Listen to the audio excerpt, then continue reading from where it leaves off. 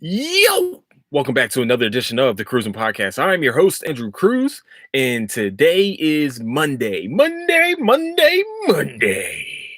I don't know why I just did that, but that's what we're going to do. Where you can find the Cruising Podcast is on Apple Podcasts, Spotify, YouTube, and anywhere you can find podcast needs is where you can find the Cruising Podcast. Also, where you can find latest updates of the Cruising Podcast is on Instagram at Cruising Podcast, also on Twitter at Nicetown Finest. Why do I do that? Why do I don't know why my voice you know what? We're not going to do this today. We're not going to do it. We're not. Nope. Nope. Nope. We're not going to do it. So today we are talking NBA playoffs predictions. Everybody has their thoughts. Everybody has their prayers. Everybody has an opinion. And I'm going to tell you mine. And guess what? Mine's going to be right. I don't give a fuck. I don't care. It's going to be right. And if you guys got a problem with it, DM at Cruising Podcast on Instagram. Also, like and subscribe on YouTube. All right. So here's what we're going to do.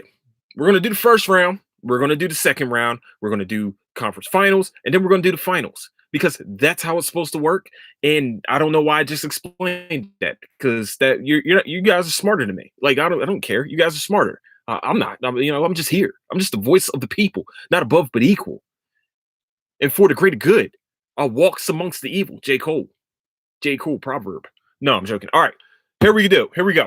All right, round one. We're gonna start with the West. Utah versus Memphis. Memphis pulled out the win against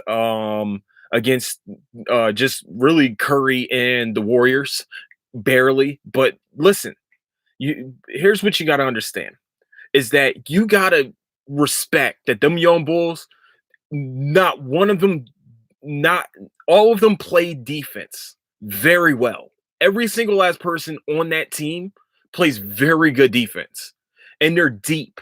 They can go 8-9, and they're a very good team. And Ja Morant is a great leader for this team. I was telling everybody about Ja Morant before, he got drafted and everything like that. Said this dude's gonna be a problem, and here we are. They are the number 8 seed. They weren't a great team last year. This year they are. I forgot Jaren Jackson came back. I thought he was out for the rest of the season.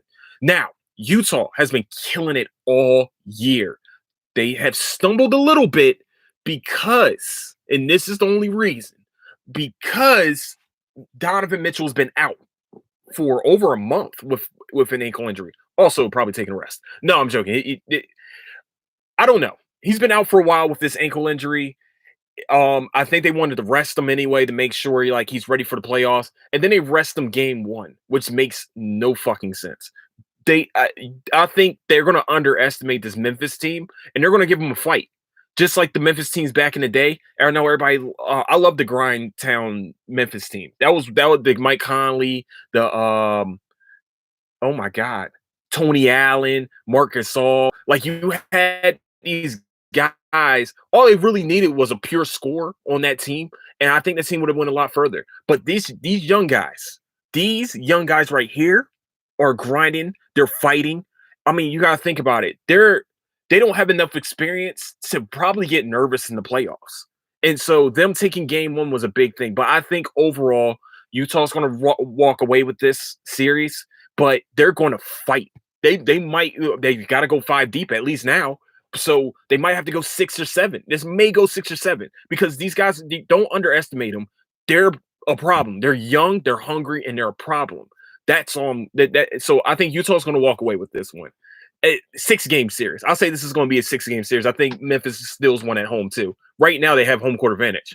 So this is actually them splitting in Utah is a big thing.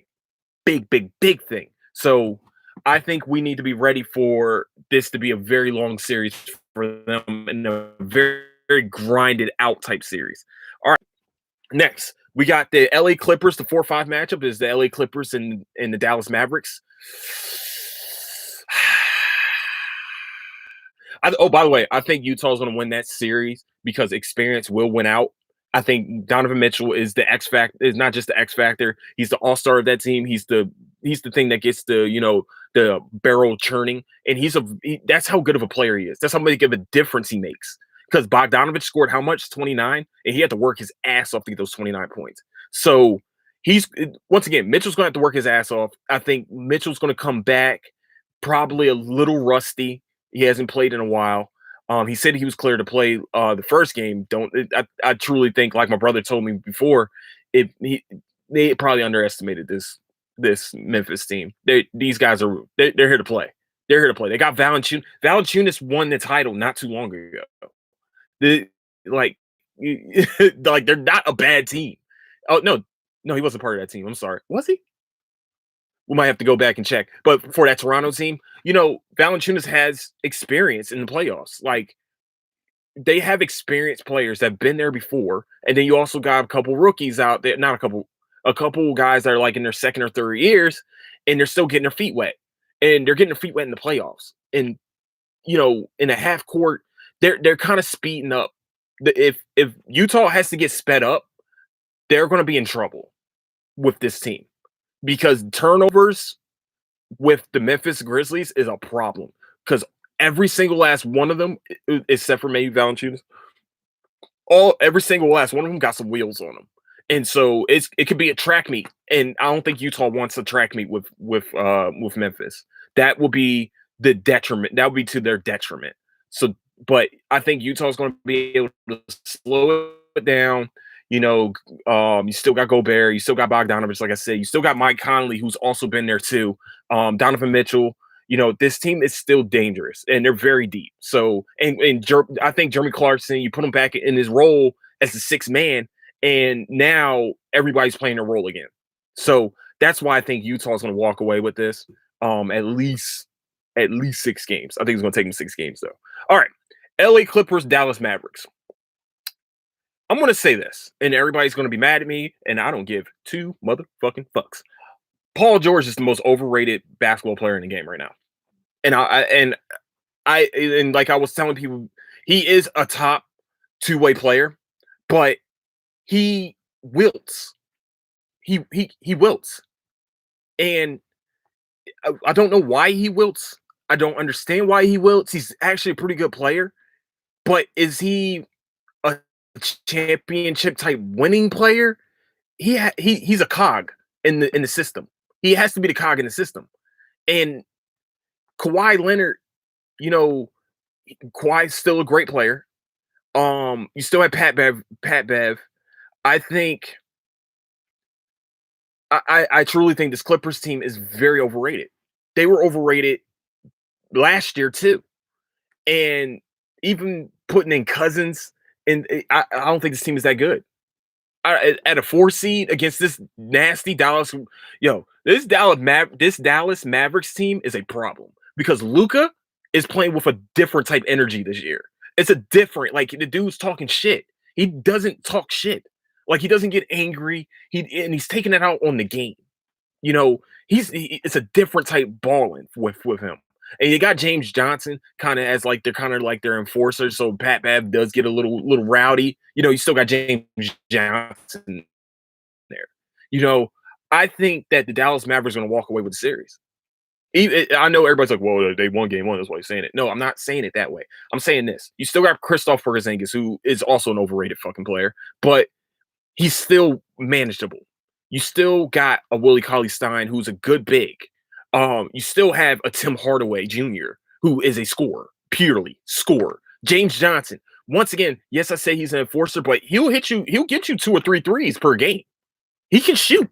Don't get it twisted. He's not a bad player. He can shoot. You still got Boban, and I think people sleep because they see how Boban moves around on the court. Boban's a problem, man. He's actually a really, really good center, a good backup.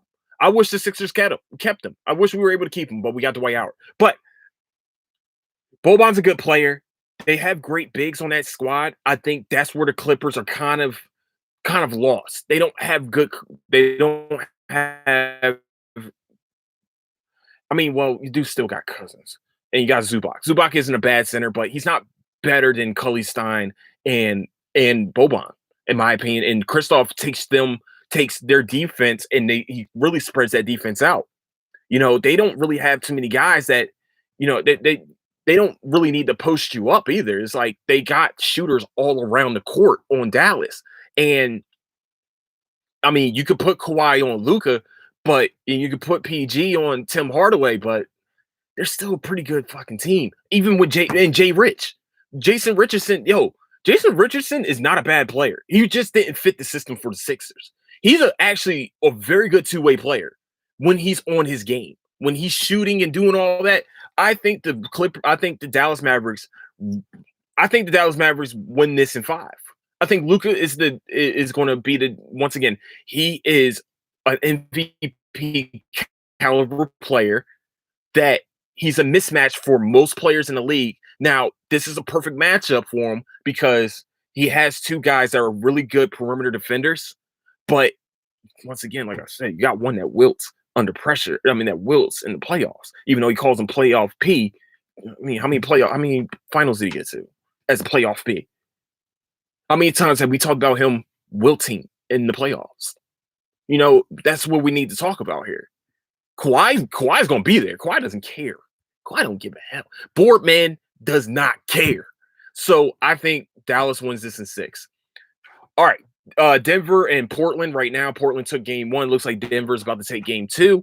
But them having to go back to Portland with a split is pretty tough. I know I said that I'm not going to let the first games affect what I talk about, but I don't give a fuck. I think Portland matches up very well with Denver. The biggest thing right now that Portland has is Dame Lillard and Carmelo Anthony and a healthy CJ McCollum and Enes Kanter and is hopefully Jokic is back finally. I don't know because that dude's always fucking injured. That team, like their supplemental players are very, very good. Very good. Like Carmelo's like an all-time scorer. Defensively, they're not a great defensive team. Let's not get it twisted. They're not a great defensive team, but they're nasty.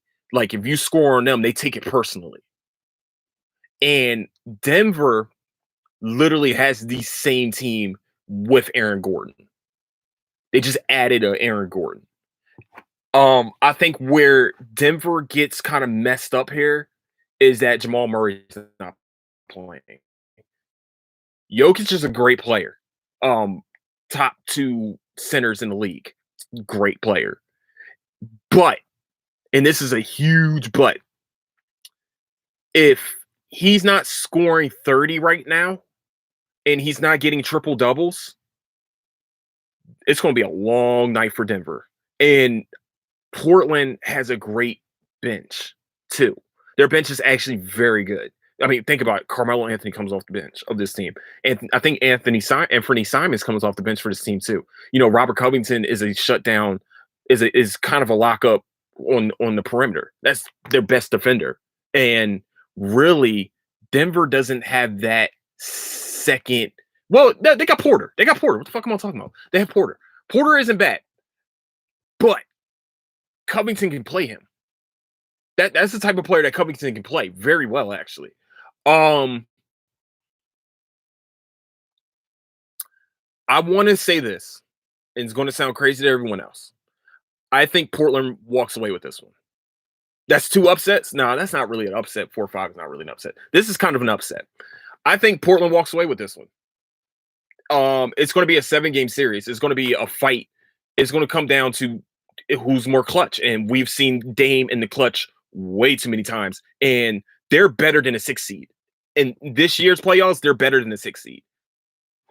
You just think about it. Everybody's been hurt and they got to the 6 seed. CJ's been out most of the season. Jurkic's been out most of like 5 seasons, but most of the season. If they had Zach Collins, I'll feel a lot more confident in their because you can throw different bigs at Jokic. But I still think, from the bottom of my heart, that Portland walks away with 7 games. I think they win in a 7-game series. All right, last matchup. The number 2 Phoenix Suns versus the LA Lakers. Lakers walk away with this in 5. I don't give a fuck. Y'all can say what you want. I don't care. I know Phoenix won first game. I don't give a fuck. Listen, Lakers are walking away. Lakers are the top team. Everybody's like, well, nobody's scared of the Lakers. Don't give a fuck if you don't have to be scared of them. You're not better than them. I'm sorry. You're not. You're not better than them. And if Chris Paul's injury is for real, Lakers are winning this in 5 with blowouts. You better hope Chris Paul isn't injured because Booker has to put out a huge amount of points against this Lakers team because you got to think about it. And I know some of y'all are like, what? What are you talking about? They're a 7 seed. Doesn't matter. That's the most dangerous 7. If they were in the 8th seed, they're the most dangerous 8th seed too. Listen, that is the dangerous 7 seed. LeBron is healthy. LeBron's healthy and he's rested. AD is healthy and he's rested. That's a dangerous team. Drummond is dangerous. This team is dangerous. That's why I'm saying 5 games. And I'm talking, it's going to be a gentleman's sweep. And I know a lot of you are like, well, that's because you think the Lakers are. No. LeBron's still one of the greatest players in the game. Of all time in the game. AD is a top 5, top 3 center right now. Andre Drummond is a top 10 center right now. And you got KCP. You got. Has Harold even fucking played? How do you go from winning 6th man of the year to like being at the back of the bench or something? Like he hasn't really played, has he? You still got these nasty players on this team. You still got Kuzma. And I know everybody's like, well, Kuzma's out there. But shut up. Kuzma's pretty fucking good for a guy coming off the bench. He's still pretty good. He's still a matchup nightmare. You know, this team is very well built. I think this is the best team building out of the whole West right now, next to probably Utah. So I think the Lakers walk away with this in 5, yo, because Aiden's really not that good. Chris Paul's that good. Booker is that good. But the thing you can do with Booker now is that now you got all these different guys that play pretty good defense that are going to he's going to work for all his points. He's going to have to work. And if, like I said, if Chris Paul is tweaked in any way, that's even hard. Now he's got to work even harder because Chris Paul knows how to get you open. So Lakers in 5. And fuck you if you have a problem with it. I'm a big fan of Chris Paul's. Don't get it twisted. Chris Paul's one of the greatest point guards of all time. And I mean that from the bottom of my heart. He's one of the greatest point guards of all time. Just look at the previous 5 teams that he had to get traded to and look at their records before and after. And let's talk about it. And then we can go talk about it. Tell me anybody else that can do that as a point guard, as a 6-foot point guard. One of the greatest leaders of all time. Just when he comes to the playoffs, something happens. I don't understand it, but something happens. This time, you're going against one of the better built teams in the league right now, and you're still playing with a bunch of guys that don't have the experience yet in the playoffs. So, yes, Lakers in 5. And mark it. Might be 6, but I'm saying 5. Just putting it out there. All right. So, I think it's going to be Utah versus Dallas.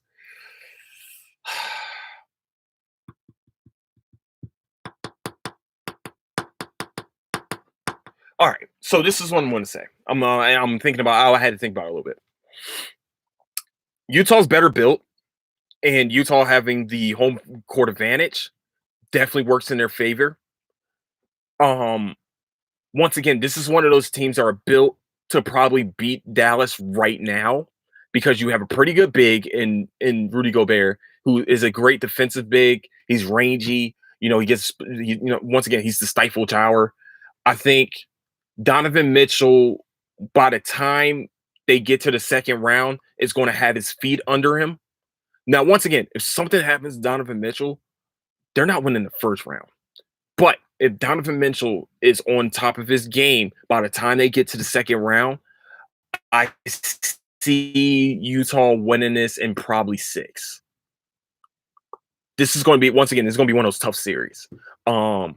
I think Dallas is really good. I think Luka's really good. I think they're something away. They're a piece or 2 away from being a top four. I mean, not top four, a top tier Western Conference team. You know, they're not right now. They're not as built as Utah right now. And also, this is Utah's last chance to be really good. I'm just saying. I know this is crazy, but this is their last chance to try to get to the finals. Like at some point, they might have to press eject on this butt on this team. There's a few teams like this. Don't worry. Don't worry. This is Utah's last chance together, in my opinion. Um, to do something to get to at least the conference finals, at least try and at least challenge for the finals. And I think they're going to play with that desperation to get there. And I think once again, this might take 6 games though. Like Luka is that much of an X factor that is going to take 6 games. And then where we're at, Portland versus LA, a 6-7 going against each other. Yeah, I say it. Yeah, listen. Once again, Lakers in 6. Why? LeBron's going to have his feet under him. AD's going to have his feet under him, and they're going to be clicking on all fucking cylinders once they get to the second round. This is like I said, they're the most dangerous 7 seed of all time. Period. They did disrespect Phoenix by, giving the Lakers a betting favorite, but they were right to do so. They're a better built team. I think this summer Portland's going to probably have to do something. But right now, I think the Lakers win this in 6. And that's the Dame Lillard effect. Because Dame's going to mess around and score like 50 in one of those games. It's going to be one of those Dame and CJ games where they score like 80 together. And they're going to win. There's going to be a couple games like that. But at the end of the day, they really don't have anybody for AD. They really don't have anybody for LeBron. Maybe Covington, but no. I think that their talent's going to outweigh everything else that the Portland Trailblazers have. Like I said, they might sneak away with maybe 2 wins. It's going to be a 4-2 type deal, but I don't see the Lakers losing to Portland in a 7-game series. I just don't. Okay, next, Utah versus LA Lakers. The 7 seed versus the number 1 seed. The West is fucking stacked, by the way. I just want to put this out there. The West is stacked. They are stacked. These 8 seeds are fucking amazing. All 80, even 9. They're about 9 deep right now with the Golden State Warriors. Okay, I'm just gonna stick to this matchup. My fault. Utah versus LA Lakers. This will be a good series. This is going to be a pretty good series against these two. Utah's going to have home court advantage. But you're playing against all-time great players. And all-time great players show out. And LeBron, that LeBron effect is going to be weighing heavy on this team. He's still 36. Let's not get it twisted. Yes, I know he's 36 years old, but still playing like he's 25. I think that Utah is a good team. They're going to be desperate to try to get to the finals. I think that series would go 7. But I think the Lakers are just that good. I think the only reason why the Lakers are 7 seed this year is because LeBron missed a month and AD also missed like 2 months or some craziness like that. Like they both missed a lot of time playing this year. And that's why I'm going to say that that's the only reason why the Lakers are a 7 seed. They were winning before that, by the way. They were in the top 2. They were, like, top 2 teams before the injuries started happening. So, I think that the Lakers are going to overwhelm the Utah Jazz. And that's why I'm gonna say that the Lakers will get to the finals. I'm not saying that because LeBron is said to be the GOAT or anything like this, but I'm gonna say this. I'm just gonna be nice about what I'm gonna say. Everybody's gonna say, well, LeBron's GOAT status, came from the 7th seed and they won. So LeBron took a month off. LeBron took a month off of work and he feels fantastic. And he spends $1 million on his body.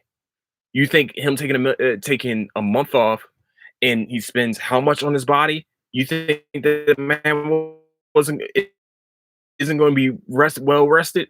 Fuck out of here. The only thing that's going to be wrong with him when he first comes back is that he's going to be rusty. That's it. That is all. That's it. That's how it's done. But they should have been a number 2 seed, and I think they should have been number 2 seed. This is a number 2 seed. That's at least. No, I'm sorry. That's at most. They're a number 2 seed.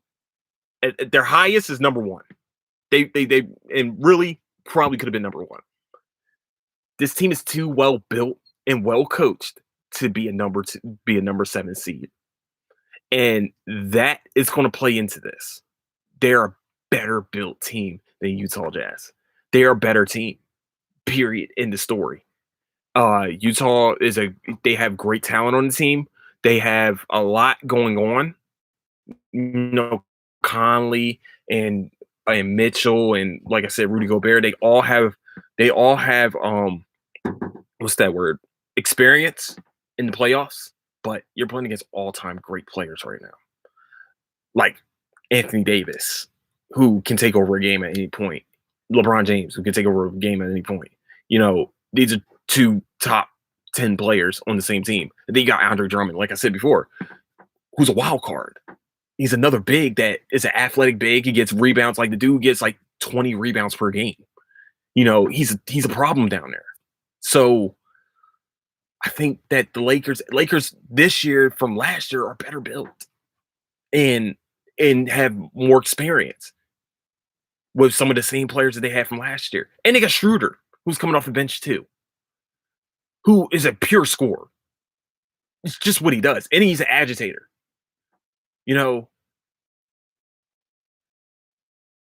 This team, and Wesley Matthews coming off the bench too. He's a 3-and-D type dude. Like, this team is very well built, man. That's why I'm saying they're not a 7 seed. That's why nobody should be surprised that they get to the conference finals. Nobody should be saying that LeBron's the GOAT because he came from a 7 seed to get to the finals, because the team's not really a fucking 7 seed. And we all know this shit. We all know it. They're not a 7 seed. So that's what I want to say. The Lakers get to the finals against the Utah Jazz, probably 7 games. All right, let's get to the East. The East, baby. The beast of the East. Number 1 seed, Philadelphia 76ers versus the Washington Wizards. As everybody saw, Sixers won the first game. Actually, Joel Embiid only played 20 minutes and still scored 30 points. And Tobias Harris had 37 points, and Ben Simmons had 15 and 15. Not points and assists, 15 rebounds and 15 assists, only 6 points. Gives a shit. That's 30 points at least with 15 assists. You're welcome. All right. I'm going to say this. Sixers in 5.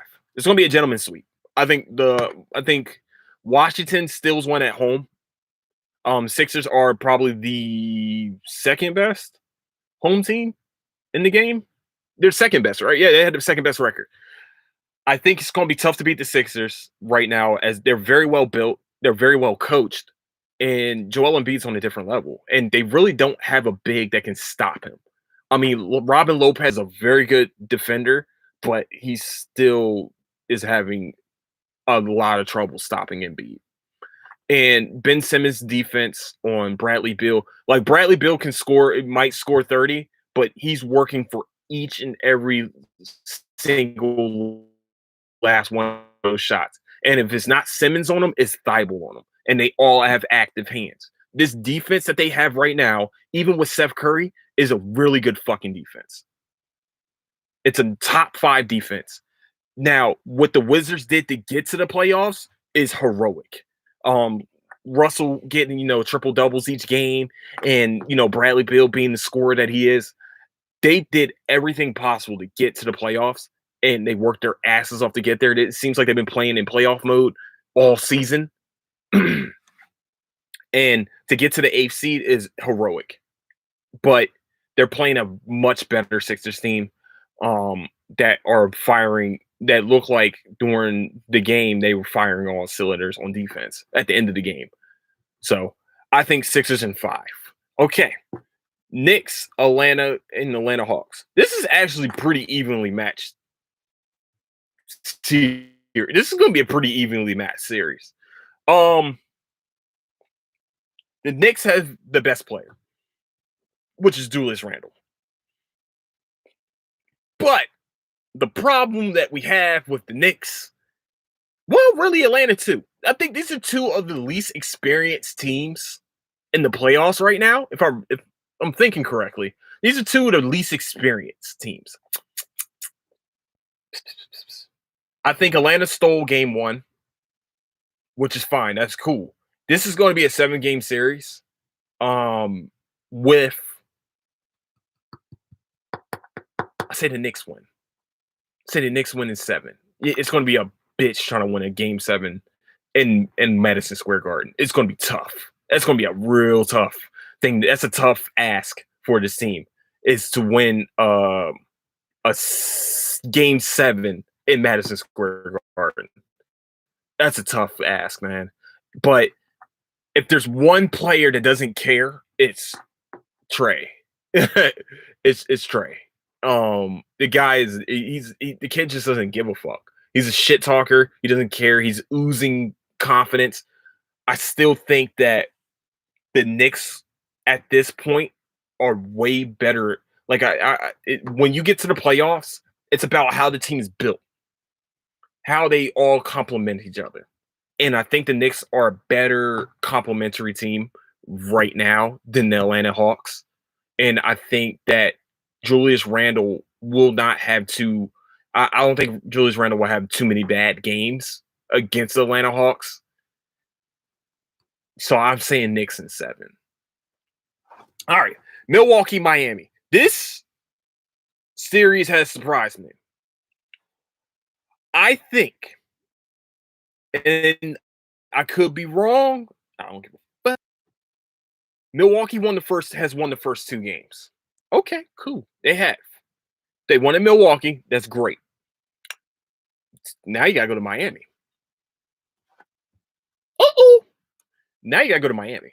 Now, Milwaukee is very experienced in the playoffs. Experience plays a lot in the playoffs. Miami got to the finals last year in the bubble. Okay, in the bubble. Jimmy is not going to go out without a fight at all. Just know this. Jimmy Butler's not going out without a fight. This team still has the experience of last year. They still feel like they are underappreciated. I still think, from the bottom of my heart, that this is going to go 7 games and Milwaukee walks away with it. But if Chris Middleton doesn't hit that fader, if Chris Middleton doesn't hit that fader game 1, I would have said Miami. But you don't want this team. Milwaukee has them down right now, and they need to put that foot on the pedal. But I don't think Jimmy's going to let that happen. I think Giannis is one of the most overrated players I've ever watched in my life. And I mean that. He's over fucking rated. And I mean that shit. Because what does he? Okay, cool. When he gets to the playoffs against a actually pretty built team, he's got to work for every bucket. And can he do that for a 7-game series? We still haven't really seen him do it. And I think they're going 7. But they're up 2-0 right now. Yeah, but you still gotta go Miami. You still gotta play them dogs in Miami. You still gotta play. I think that Miami, when they get home and start to, get that. Okay. We're home. Fuck it. They did. You know what? They did what they were supposed to do. Now 0-0 again. We're about to get it back to 0-0. There's some dogs on that team. There's some players on that team that still remember that they won last year against Milwaukee. With no crowd, of course. But doesn't fucking matter. I think Miami is going to make this into a dogfight because they have the players to stick everybody on that team.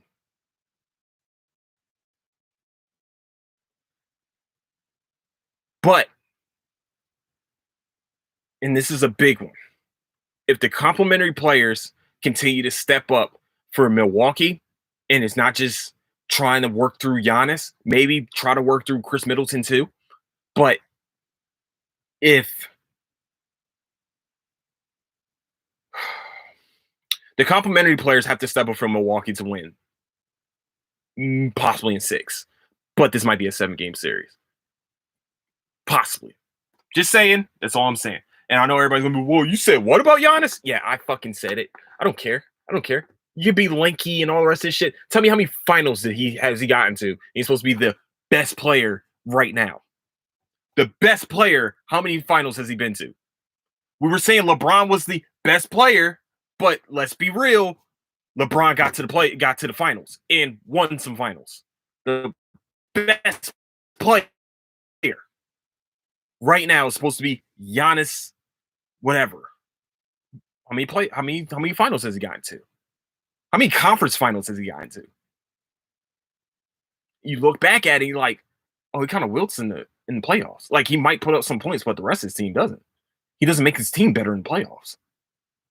Yeah, he's a great individual talent, but when we get to crunch time and it's time to start winning some ball games that get a little tight and they start playing you and they play you every game and they will have a scheme for you every game, is he really that great of a player? That's kind of tricky. Just saying, but I think Milwaukee does walk away in 7 with their complementary players playing balling. All right, number 2 versus number 7. We're talking Brooklyn and Boston. Brooklyn's going to run away with this, mostly because Jason Tatum is the only viable scorer on that team. And I mean that with Kemba Walker playing too. Kemba, I don't know what happens to him in the playoffs, but I don't know, man. Like, Kemba can score. He can go get his. Jason Tatum, when I was watching the game, felt like everybody was a difficult matchup for him. It just felt like, I don't know, it felt stagnant. I feel like Boston right now, without Brown, is a stagnant offense. Like, Tatum can put 50 on your head. Yeah, that's cool. Great. That's great. Tatum can put 50 on your head. That's okay. Okay, cool. What's the rest of the offense going to do? Marcus Smart's not a great shooter.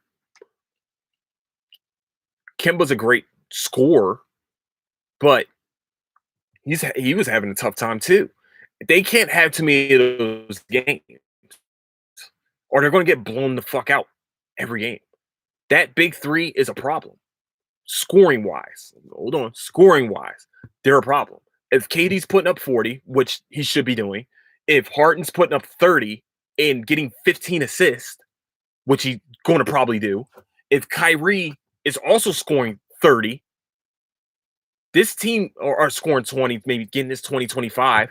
Those two will fluctuate between each other. But everybody knows who the alpha scorer is, and that's Durant. Listen to what I just said. He's the alpha scorer. He's not the alpha dog. No. You put 3 betas together, you might make an alpha.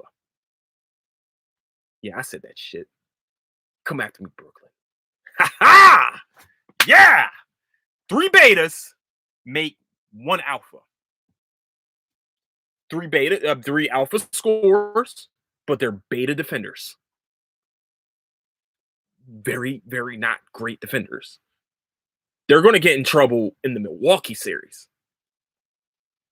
That's what I think. They have somebody for Durant, which is Giannis. They have somebody for Kyrie or Harden, which is Drew Holiday.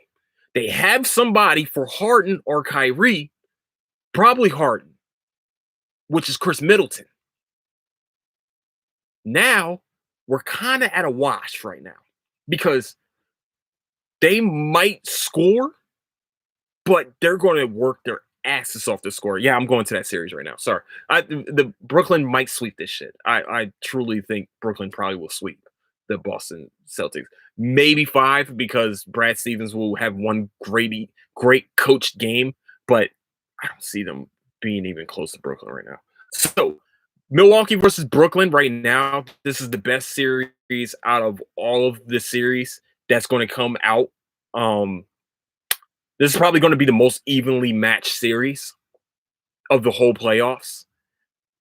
I don't know who's going to win. I really don't.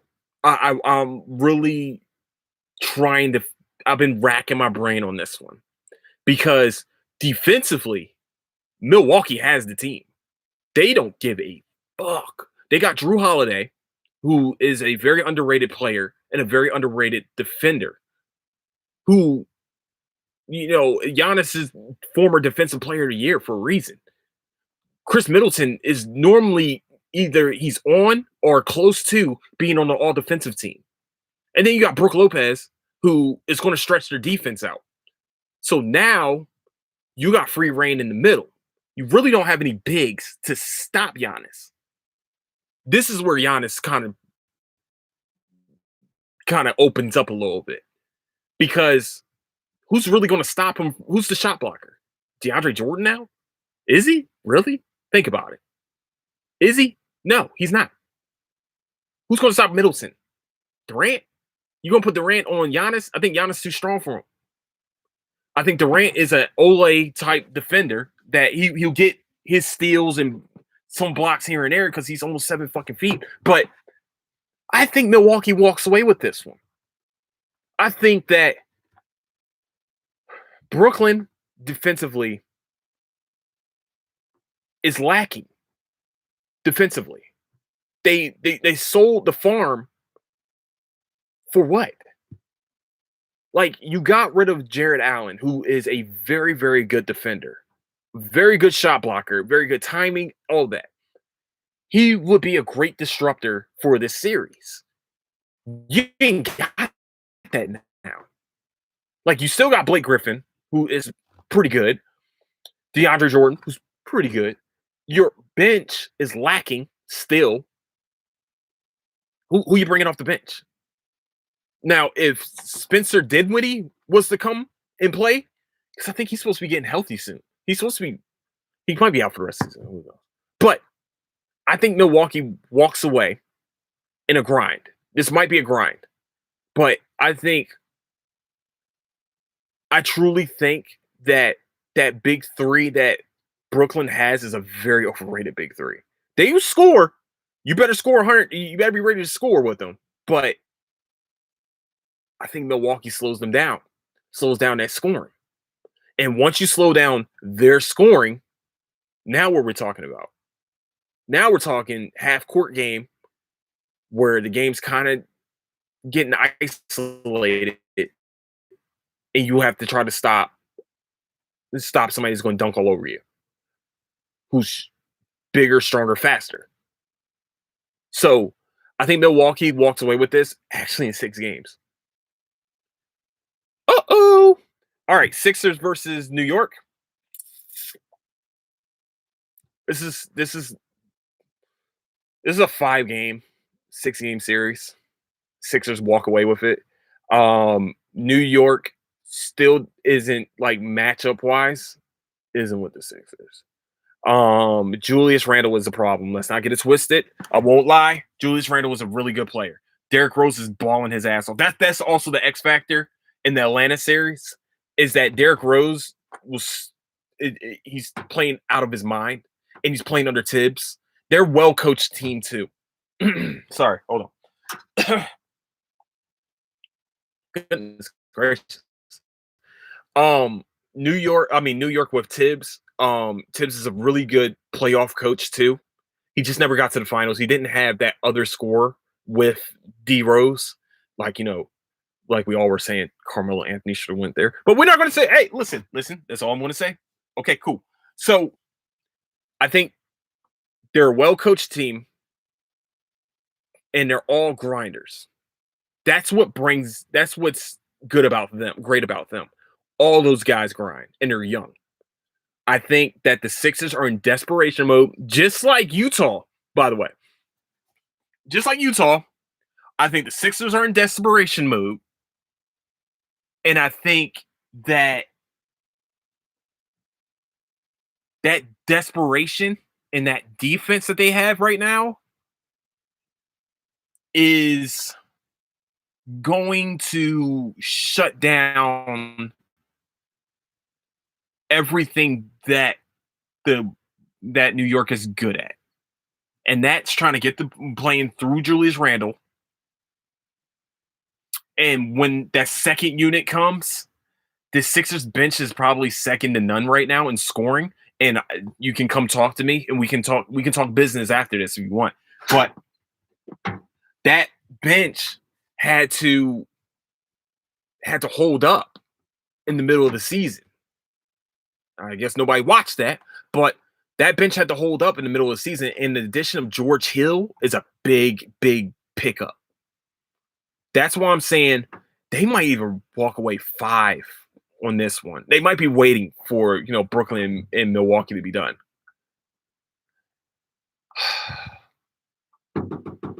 And also that home court advantage is second to none. Okay, Milwaukee versus Philadelphia.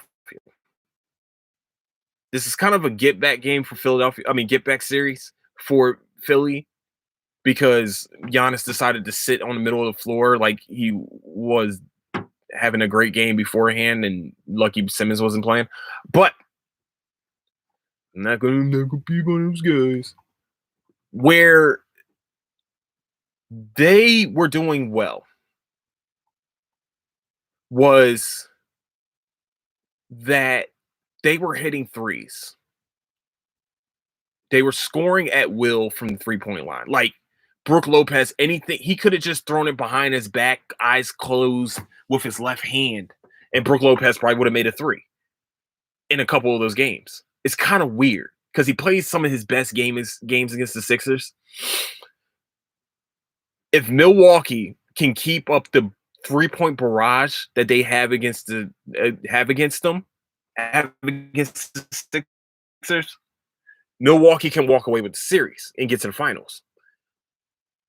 But we're in the playoffs. And once you start missing those shots, now we're in danger zone. Now it's a half court game. Or no. Now the game is sped up. Because you miss a 3, where's the 3 going to go? That's a long rebound. Who normally gets the long rebounds? Simmons. Who normally starts the breaks? Ben Simmons. And if Curry's hitting, and Danny Green is hitting, and Tobias is hitting, and B really doesn't have to work too hard to get his buckets, the Sixers got this in 7. And that's a biased way for me to say it. I know it's biased. Everybody's like, "Are you being so biased?" No. You're not thinking about it right. Philly has great defense. They're very well coached. Actually, probably have the better coach in this situation. For the first time in a long time, we can actually say we have the better coach. I'm sorry, Brett Brown. I'm sorry. Hopefully you get to ring the bell at least once, man. I know you went through the process and everything, but Doc's bringing something else out of this team. Give me 1 second. I'm sorry. Whew. Wrapping this up a little bit. So I think that this is going to be a very evenly matched series that goes back to Philadelphia.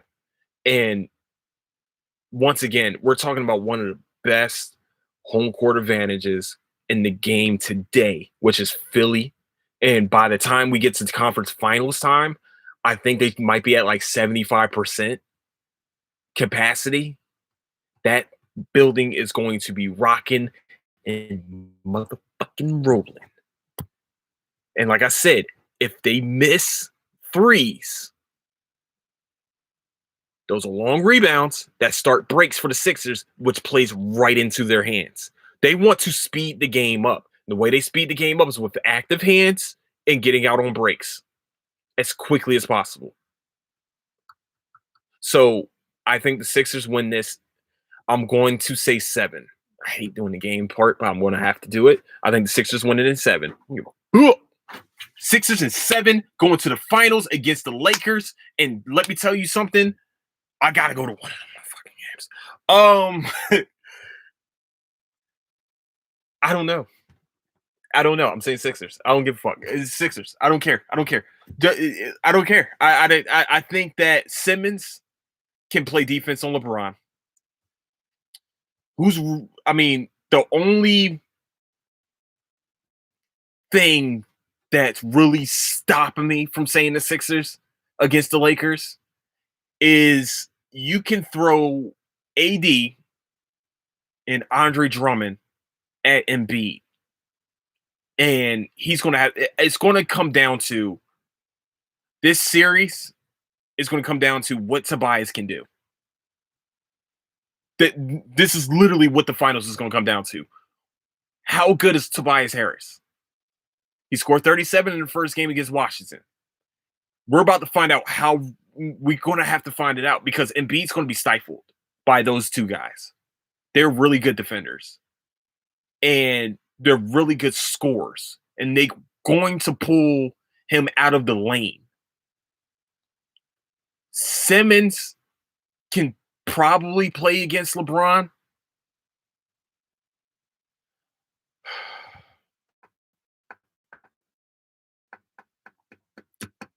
Both benches are actually very well built. Like Sixers still go 11 deep on this team. Their rotation is still 11 deep. I think, fuck, man, this is tough.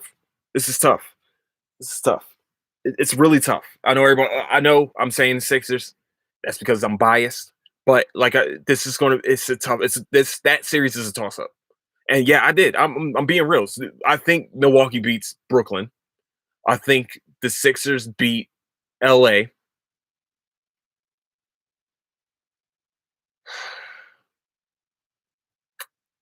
I don't know, man.